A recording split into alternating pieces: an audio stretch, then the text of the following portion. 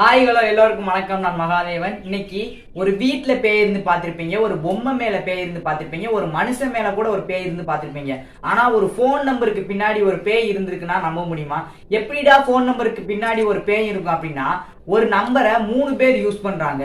எப்படி 3 பேர்னா, இப்போ முதல்ல ஒருத்தர் அந்த நம்பரை யூஸ் பண்றாரு. யூஸ் பண்ணும்போது அது கொஞ்ச நாள்லயே அவர் இறந்துடுறாரு.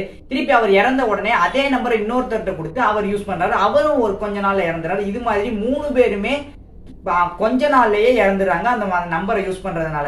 எப்படித்தான் இந்த நம்பரை யூஸ் பண்றதுனால இறந்துறாங்க, இதுக்கு பின்னாடி இருக்கிற மர்மம் தான் என்ன அப்படிங்கறத இந்த வீடியோல பார்க்க போறோம். நீங்க வீடியோக்குள்ள போறதுக்கு முன்னாடி இன்னைக்கான ஹைக்கூ கவிதை என்னன்னா, சிலருக்கு விடுகதையாகவும் சிலருக்கு விடையாகவும் இருக்கிறாள் மனைவி. இதுதான் இன்னைக்கான ஹைக்கூ கவிதை. இப்ப நம்ம வீடியோக்குள்ள வந்துட்டோம். நம்ம சின்ன வயசுல 13ஆம் நம்பர் வீடு அப்படின்னு ஒரு பேய் படத்தை பார்த்திருப்போம். அந்த படம் வந்ததுனாலவோ என்னவோ இந்த வேர்ல்டு ஃபுல்லா இருக்கிற பீப்புள் எல்லாமே 13ங்கிற நம்பரை பேய் நம்பரா தான் பாக்குறாங்க.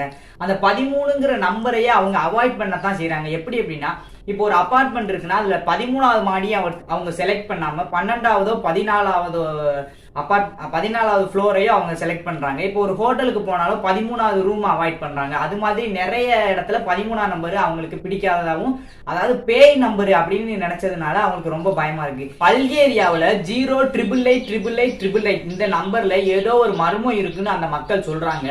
இந்த நம்பரை அடுத்தடுத்து யூஸ் பண்ணவங்க இன்னைக்கு உயிரோட இல்ல அப்படின்னு சொல்றாங்களாம்.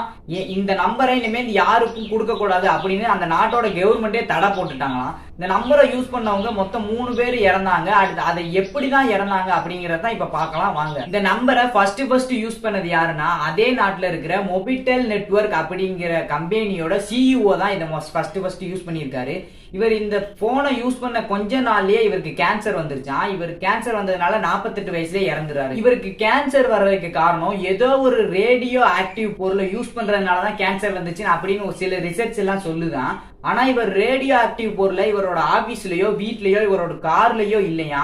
ஒருவேளை அந்த போன்ல எதுவும் ரேடியோ ஆக்டிவ் பொருள் எதுவும் இருந்திருக்குமோ, அது இன்னைக்கு வரைக்கும் மர்மமாவே தான் இருக்கலாம். அடுத்து கான்ஸ்டன்டின் டிமிட்ரோவ் அப்படிங்கிறவர் தான் இந்த போன் நம்பரை 2வதா யூஸ் பண்ணியிருக்காராம். இவரு 500 மில்லியன் யூரோஸ் வேல்யூ இருக்கிற போதை பொருளையே கடத்தியிருக்காராம். இவர் இந்த போன் நம்பரை யூஸ் பண்ண கொஞ்சம் சில நாள்கள்லயே அவரோட எதிரிகளால சுட்டுக் கொல்லப்படுறாரு. அவர் அந்த சாகும்போது கூட அந்த போன் நம்பர் அவரோட சட்டப்பையில தான் இருந்திருக்குது. கான்ஸ்டன்டின் டிஸ்வீவ் அப்படிங்கிறவர் தான் இந்த போன் நம்பரை 3வதா யூஸ் பண்ணியிருக்காரு. இவர் யாருன்னா 2வதா யூஸ் பண்ணவரோட பிரதர் தான் இவரு.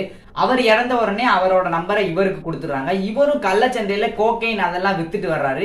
இதனால இந்தியாவோட ரெஸ்டாரண்ட் முன்னாடியே இவரையும் சுட்டு கொண்டுறாங்க. நம்பர்ல ஏதோ ஒரு மர்மம் இருக்கணும். இந்த நம்பரை யூஸ் பண்றவங்க அடுத்தடுத்து கொஞ்ச நாட்கள்லயே யாரும் எதிர்பாராத வகையில இறந்துடுறாங்கன்னு நிறைய செய்திகள்லாம் வந்ததுனால அந்த நம்பரை மொபிடெல் நெட்வொர்க் அந்த நிறுவனமும் அந்த நாட்டோட கவர்மெண்ட்டும் இந்த நம்பரையே பேன் பண்ணிட்டாங்களாம். உண்மையிலேயே இந்த நம்பருக்கு பின்னாடி ஏதோ ஒரு மர்மம் இருக்குமோ, இல்ல இதெல்லாம் நடந்ததெல்லாம் எதிர்ச்சியா நடந்திருக்குமோன்னு நிறைய கேள்விகள்லாம் இருக்கும். உங்களோட கருத்து என்னங்கிறத கமெண்ட் செக்ஷன்ல கமெண்ட் பண்ணுங்க. இதோட இன்னைக்கோட வீடியோ முடிஞ்சு அடுத்து ஒரு நல்ல தலைப்புல நல்ல ஒரு வீடியோ சந்திக்கலாம். That's all. தேங்க்யூ.